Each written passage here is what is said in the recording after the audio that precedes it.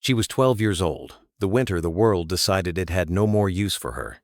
And the man who made that decision was her mother's brother, Harlan Doss, who stood in the doorway of the only home she had ever known and told her plainly that a girl with no parents and no dowry and no trade was a mouth he could not afford to feed. Her name was Adeline Marsh, though the town of Cottonwood Bend would come to call her something else entirely before the story was done. And on the morning Harlan turned her out, she had exactly $3 sewn into the hem of her coat, her father's coins, saved against a rainy day that had already come and gone. With those $3, in the spring of her 13th year, she bought the one thing in all of Wyoming territory that nobody else in the valley would touch: the ruined, roofless, fire-gutted blacksmith shop at the end of Miller's Lane, sold to her by a bored clerk who laughed as he took her money. Everyone said it was the foolish act of a foolish orphan, buying a dead man's forge that had stood cold and cursed for 9 long years. But behind those crumbling soot-black bricks, something had been sealed away, waiting. And one night it would give off a glow that stopped the whole town and the street, a secret that would not only remake her life, but pull an entire dying community back from the edge of ruin. Settle in, and let us tell you the story of Adeline Marsh.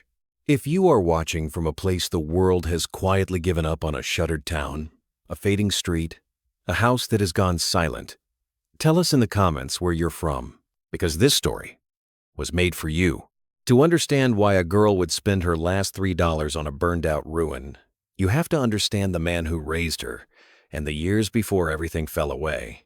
Adeline's father was Thomas Marsh, and he was not a rich man, not by the measure of banks or ledgers, but he was rich in the way that mattered to a child, which is to say he had a pair of hands that could fix anything and the patience to teach a daughter how. Thomas was a blacksmith by trade. Though not the blacksmith of this story, he worked a small anvil behind their cabin on the north edge of Cottonwood Bend, shoeing horses and mending plow blades and forging the little iron latches and hinges that held the valley's doors shut against the wind. From the time she could walk, Adeline was at his elbow, and while other fathers might have shooed a girl away from the heat and the sparks, Thomas pulled a stool up close and let her watch the fire breathe. He taught her that iron was not stubborn, only honest that it would tell you the truth about its temperature by its color: sunrise red when it was too cold to work, and straw gold when it was ready, and white as a fallen star when it was hot enough to weld 2 pieces into one that would never come apart. He taught her that the forge was a living thing, that you fed it and banked it and coaxed it, and that a good smith never let the fire go all the way out if he could help it, because a warm forge in the morning was worth an hour of a man's life. Her mother, Elsie, was a quieter presence, a woman who kept bees along the south fence and sold honey and tallow candles in town, and who taught Adeline the other kind of work: how to read the small print in a contract, how to count change twice, how to write a clean hand, and how to keep a promise even when it cost you something to keep it. "The world will try to shortchange you, little one," Elsie used to say, pressing a warm loaf into her hands. "So learn its arithmetic better than it knows itself." There were long winter evenings when the 3 of them sat by the little cabin stove, her father sketching the shape of a hinge he meant to forge come morning, her mother tallying the honey money in a small cloth-bound book, and Adeline, between them learning, without knowing she was learning, that a life was a thing. You built the same way. You built a gate piece by honest piece, each joint sound, nothing hidden, nothing cheated.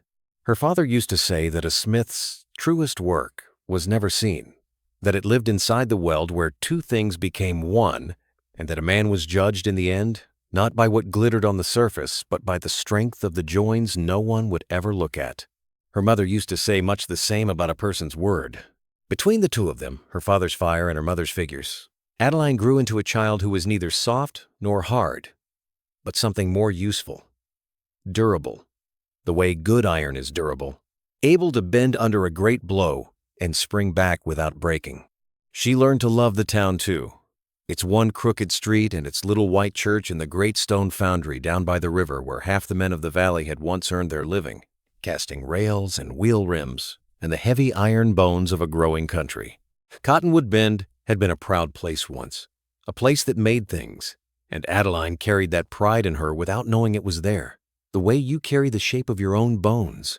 She did not know, in those bright and ordinary years, how much of it she would have to lose before she understood what any of it was worth. The fall came the way most falls come, in that hard country, quietly at first, and then all at once. The winter Adeline was 11. A fever swept up the river valley, the kind that took the strong and the weak alike, and did not stop to ask which house it was entering. It took her mother first, in February, gone in 9 days. The beehives left to freeze along the south fence. It took her father in March, and Thomas Marsh, who could weld a broken wagon axle back to wholeness, could not mend the thing that broke inside his own chest, and he died with his daughter's hand in his, and one last instruction on his lips that she would not understand for years. "Keep the fire," he whispered, though there was no fire left to keep. And so at 12 years old, Adeline Marsh was an orphan, and the small cabin and the little anvil and the honey money were swallowed up by debts she had not known her parents carried, sold off by the bank to cover a loan against a bad harvest, and there was nothing left but a girl and a coat and $3 sewn into its hem. Her only living kin was her uncle Harlan Doss, her mother's brother, who kept the dry goods store in town and a cold accounting in his heart. He took her in for 1 hard year, and it was the longest year of her young life. Harlan was not a man who beat her, and he was careful to tell anyone who would listen that he was not, but there are colder cruelties than a raised hand. He put her to work before dawn and after dark, hauling and sweeping and counting stock, and he made sure she understood every day that she was a charity he resented, a debt he had not chosen to carry, a burden pressed on him by the inconvenient death of a sister he had never much liked. When she was 13, on a gray morning at the tail of winter, Harlan did the arithmetic of his own heart and found her wanting. He told her that his store was struggling, which was true, for the whole town was struggling by then, and that he could no longer feed a girl who would only grow up to marry some other man's fortune. He put her few things in a flour sack, pressed a single loaf of bread into her hands as though the gesture cost him dearly, and turned her out into a town that had learned, over 9 lean years, to look after its own, and no one else. Because that was the thing about Cottonwood Bend. By then it was dying. The great stone foundry by the river had gone cold years before, when the railroad routed its main line 30 miles north and the contracts dried up, and the master iron worker who had run the place, a man named Elias Crane, had died without an heir.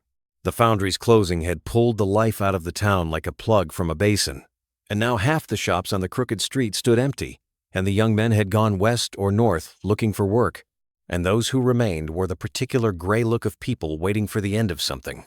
She did not weep as she walked away from her uncle's store, though the tears were there behind her eyes, waiting. She had learned in that hard year that Harlan Doss took a kind of satisfaction in a girl's tears, as though they proved his arithmetic correct, and she had decided long before this morning that she would give him nothing more, not even that.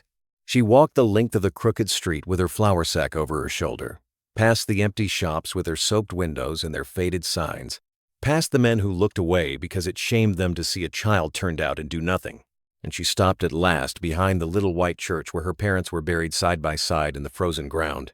And she made her mother and father a promise she did not yet know how she would keep, that she would not let the world make her small, and that whatever became of her, she would build it herself, out of her own 2 hands, the way her father had taught her. Adeline slept 3 nights in the loft of the livery stable, working off the straw she lay on by mucking stalls, and it was there, staring up at the rafters with her breath rising in white clouds toward the cold, that she made her plan. She had $3. She could not rent a room for long on $3, nor buy a wagon out of town, nor start any respectable little trade a girl was meant to start. But she could, she reasoned, buy a place of her own, some scrap of property that no one wanted, cheap enough for the coins in her hem, and if it had 4 walls and a hearth, she could survive the coming winter, and if it had a forge, she could do the one thing in all the world she truly knew how to do. She went to the land office on the 4th morning and asked the clerk what could be had for $3, and the clerk, a soft young man who thought the question a great joke, laughed and pulled out the deed for the old Crane smithy at the end of Miller's Lane, the master ironworker's own shop, gutted by fire the same year he died, roofless, half its rear wall collapsed, standing cold and shunned for 9 years because folks in the valley had got it into their heads that the place was cursed, that a fire that took a good man's shop the very year it took the man must be an evil omen. Nobody would touch it.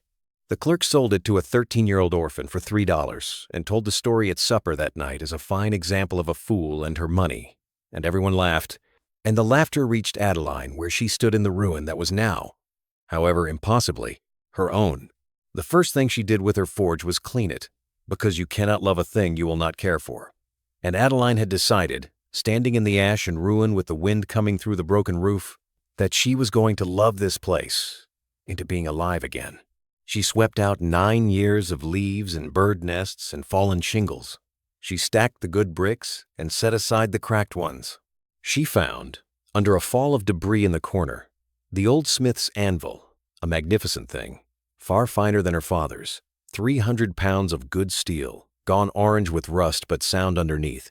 And when she cleared it and cleaned it and struck it once with a bar of iron she found lying nearby, it rang a high, clear, silver note that hung in the cold air like a bell, like the place itself drawing a first breath after 9 years of holding it. She wept when she heard it, though she could not have told you why.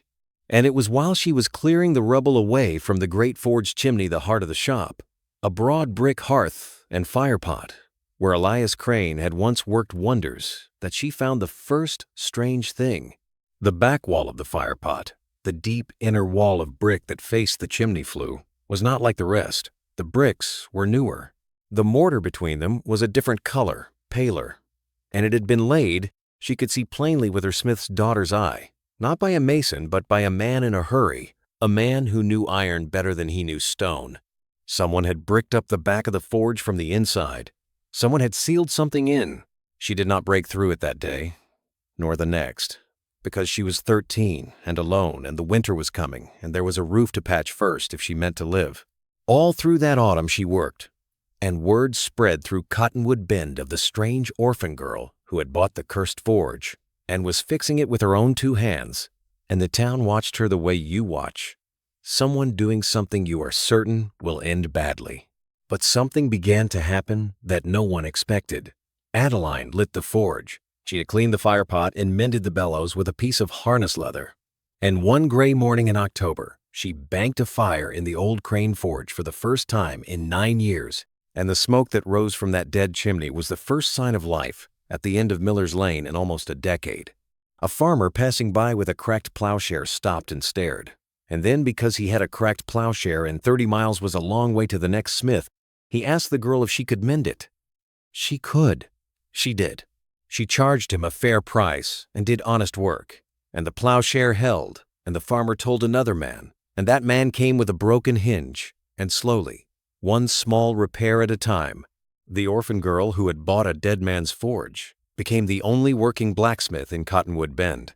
She was good, better than good, because she had her father's hands and her mother's arithmetic and something else besides, some inheritance of feel that could not be taught. And all the while, behind the fire she tended every day, the sealed wall waited. It was deep in December, in the long dark before Christmas, that she finally broke through, and she would remember every moment of that night for the rest of her life. She had let the fire burn hot that evening, hotter than usual, mending a load of tools for the livery, and when she banked it down and the coals settled, she saw it alight. A faint, warm, golden glow, coming not from the coals but from behind them, from a seam in the pale new mortar where the heat of the day's fire had cracked the old patch. She thought at first it was a trick of the embers, a reflection. But when she leaned close and shielded her eyes from the coals, the glow remained, steady and strange. A soft gold light leaking out from behind the bricks, as though there were a second, secret fire burning back there in the dark. Her heart went hard in her chest. She took up her chisel and her hammer, and with the care of a girl who had learned that iron and stone both must be respected, she began to work the pale mortar loose, brick by brick, until she had opened a hole into the space behind the forge, a cavity. She realized, deliberately built, a hollow chamber walled off inside the great chimney's base. And when she held her lamp up to the opening, the glow explained itself all at once, and she sat back on her heels in the ash and could not breathe. Inside the sealed chamber, stacked in careful rows on a shelf of slate, were ingots, small bars of gold, dozens of them, and beside them leather sacks heavy with minted coins, and the lamplight sliding over all that hidden metal was the glow that had leaked through the cracked mortar, gold catching fire warmth and throwing it back soft and golden into the dark. But it was not the gold that made Adeline weep that night, though the gold was more money than she had ever imagined in one place. It was what lay beside it, a flat tin box, and inside the box, wrapped in oilcloth, a thick ledger and a bundle of letters and a single folded document, all in the careful, iron-straight hand of Elias Crane, the master ironworker, dead these 9 years. For a long while she simply knelt there in the ash with the lamp trembling in her hand, and the thought came to her, unbidden and human, that she was rich now, that she could take a single one of those small bright bars and be gone from this cruel little town by morning, gone somewhere warm where no uncle had ever turned her out and no clerk had ever laughed. She let herself hold the thought the way you hold a coal in your mind to see if it burns. Then she set it down, because her father had taught her that a thing found is not the same as a thing earned, and because there was a ledger in the tin box with her name not yet written in it, waiting to tell her whose gold this truly was and what it had been left to do. She read through that whole long night, feeding the lamp, wrapped in her coat against the cold, and by dawn she understood everything. Understood the forge and the fire and the town and the strange fate that had led a $3 orphan to this exact hearth. Elias Crane had known he was dying. The letters made it plain, a wasting illness, a year of failing strength, no wife and no children, and no one he trusted to carry on. And Elias Crane had loved Cottonwood Bend the way Adeline's own father had loved it, had built its foundry and employed its men, and watched with a breaking heart as the railroad turned north and the contracts died. And he grew too weak to fight for the town's future. So he had done the only thing a dying, childless man of iron could think to do. He had gathered his life's fortune, the gold he had earned in the foundry's great years, and he had hidden it, walled it up inside the very heart of his forge, and he had written, in the ledger, exactly what it was for. The ledger was not a miser's account. It was a plan, and a prayer, and a will all at once. In it, Elias Crane had written out the town's salvation in his own hand. The foundry by the river did not need the railroad, he argued. If it turned from making rails to making the things a growing country still needed, the stoves and plows and tools and iron fittings that every homestead in the West would buy for the next 100 years, it needed only capital to reopen, and a person with the skill to run the fire and the honesty to run the books. He had left the gold, he wrote, to whoever finds it and has the wit to know what it is for not to be hoarded, not to be carried off, but to light the foundry's fires again and give this town back its work and its pride. Let it warm, the many, not the one. He had bricked it into the forge because he wrote with the grim humor of a dying man. No thief looks for treasure in a place he must first learn to love and tend. Only a true smith will ever build a fire hot enough to find it. And that was the secret behind the bricks, not merely gold, but a trust, a torch handed forward across 9 dark years, from a dead man's hand to a living girl's, and Adeline Marsh, sitting in the ash with the ledger open on her knees, and the gold glowing softly in the lamplight, understood at last what her father had meant with his final breath. Keep the fire. She had kept it, and it had shown her what it was hiding all along. But knowing what the gold was for and being allowed to use it turned out to be 2 very different things. For word of a strange light and a hammering in the night at the cursed forge traveled fast in a small town, and it reached the ears of the one man in Cottonwood Bend with the greed and the standing to make trouble. His name was Josiah Vane, and he was the president of the town's one bank, a smooth, careful man who had spent the lean years quietly buying up the mortgages and deeds of his struggling neighbors, and who had long ago set his eye on the old Crane property, not for the ruin that stood on it, but for the rumor, old, half-believed, but never quite dead, that the master ironworker had died with a fortune unaccounted for. Vane had assumed the money was lost or never real, but when his clerk mentioned, over cards, that the orphan girl at the forge had been seen buying slate and mortar and had been heard hammering deep in the chimney at strange hours, The banker did the same arithmetic Adeline's mother had warned her about, and he did it fast. Within the week, he came to the forge, all warm words and cold eyes, and he told Adeline a thing she did not know: that the deed she had bought for $3 in the careless hand of a laughing clerk had a flaw. The old Crane estate had never been fully cleared of its debts to the bank, Vane explained silkily, and by a lien filed years ago. Any property or valuables found upon the land reverted first to the bank to satisfy that debt. Whatever she had found behind those bricks, he said, smiling, was his. He was lying, and Adeline knew it. But knowing a thing and proving it are two different matters. When you are a 14-year-old orphan and the man across from you owns the bank, the sheriff's goodwill, and half the debts in town, Vane gave her a choice with the gentleness of a snake. Hand over what she had found quietly, and he would let her keep the worthless forge and say no more about it, or refuse, and he would file his lien, drag her before a territorial magistrate who owed him money, and take not only the gold, but the shop and the anvil and the last roof over her head besides. He was so sure of himself. He had crushed grown men this way, had folded farms and shops and whole families into his ledgers with a lien and a smile, and he saw no reason a friendless girl should be any harder. But Josiah Vane had made one error, the same error the whole town had made about Adeline Marsh from the day she bought the forge. He had mistaken her lack of money for a lack of power, and he did not know that her mother had taught her the world's arithmetic better than the world knew itself, and that Elias Crane, in his careful iron hand, had left behind not only gold, but proof, because the ledger was dated and witnessed, and it was not the only document in the tin box. Elias Crane had been a thorough man. Among his papers, Adeline had found the original bill of sale showing the Crane property's debts to the bank had been paid in full the year before he died, paid to Josiah Vane's own father, the previous bank president, with a signed and stamped receipt that the son had evidently believed, lost or destroyed. There was no lien. There had never been a lien. Vane was betting his whole scheme on paperwork he assumed no one else could produce, and Adeline was holding in a tin box behind 3 feet of brick the very receipt that made him a liar.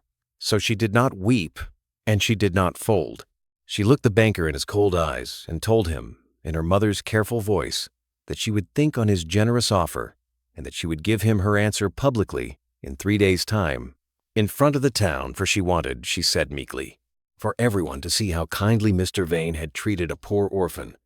Vane, flattered and certain, agreed, and it was the last mistake he ever made in Cottonwood Bend. She spent those 3 days, not in fear, but in labor, and in quiet visits paid to the tired, gray people of the dying town. She went to the farmers whose plow she had mended, and the widow who ran the failing cafe, and the old foundrymen who sat idle on their porches, remembering better years, and she showed them the ledger, and she read them Elias Crane's own words in his own hand.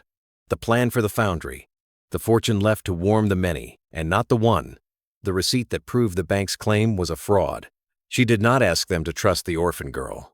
She asked them to trust the master ironworker they had all known and loved, reaching forward across 9 years to save the town he had built. And on the 3rd day, when Josiah Vane came to the forge in his good coat, expecting to collect a fortune from a frightened child, he found instead the whole of Cottonwood Bend gathered in the lane, the farmers and the foundrymen and the widow and the shopkeepers and the sheriff standing uneasily at the edge of it all. Adeline stood in the door of the forge she had bought for $3, the tin box in her hands, and she gave the banker his public answer.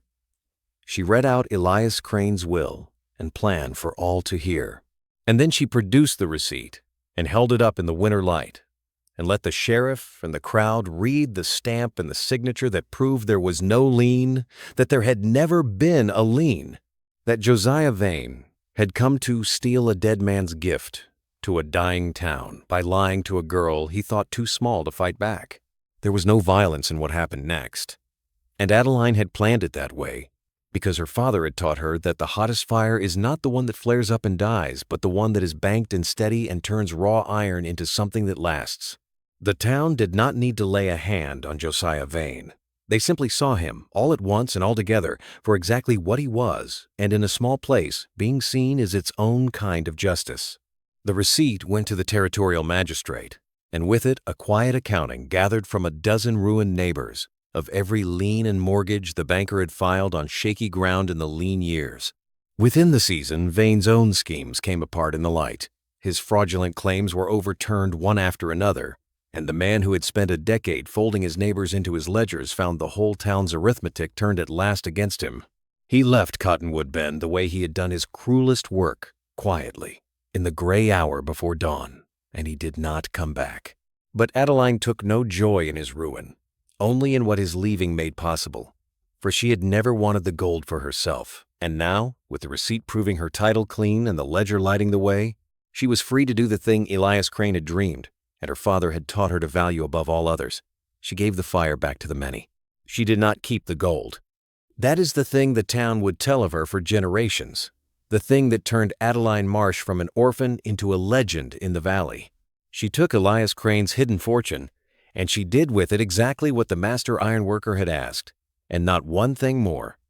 She used it to reopen the great stone foundry by the river.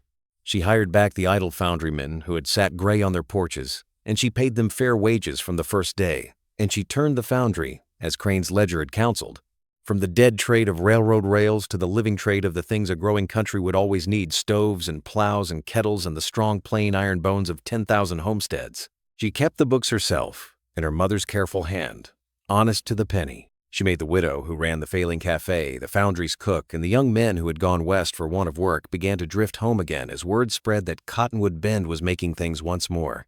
And she kept the little forge at the end of Miller's Lane, too, the $3 forge, and worked it herself on quiet mornings, because a person should never forget the hearth where their life was given back to them. The town that had laughed at a foolish orphan for buying a cursed ruin watched that ruin become the beating heart of its rebirth. And the glow that had leaked through the cracked bricks, one December night became, in the years that followed, the red light of 100 fires burning again, in a place the world had written off. She was 12 years old. The winter the world decided it had no more use for her, and her own uncle put a loaf of bread in her hands and turned her out into a dying town with $3 sewn into the hem of her coat. She spent those $3 on the one thing nobody else would touch, a burned-out, roofless, cursed old forge that a laughing clerk sold her as a joke. And behind its crumbling bricks, she found a glow that stopped the whole town in the street, a dead man's hidden fortune, and a dead man's trust, and a chance to give a whole community back its work and its pride. Adeline Marsh could have kept the gold and left Cottonwood Bend rich. Instead, she kept the fire, the way her father asked her to with his last breath, and she used what she found not to lift up the one, but to warm the many, and in doing so, she proved the quiet truth that Elias Crane had bricked up in his forge for someone with the wit to find it that the most valuable things in this world are so often the ones that others have written off as worthless, waiting only for someone with the patience to tend them and the heart to share what they hold. That is the story of Adeline Marsh, the $3 orphan who bought a dead man's forge and gave a dying town its life again. Thank you for staying with us to the end of this one. It means more than you know that you spent this time here. If Adeline's story warms something in you, share it with someone who needs to hear that being cast aside is not the same as being worthless, and that the coldest hearth can still hold a hidden fire. Before you go, we'd love to hear from you. So leave us this in the comments. What is a time in your own life when you found real value in something? A place, a person, a chance that everyone else had written off? We read every one, and we carry your stories with us into the next. Until next time, stay close.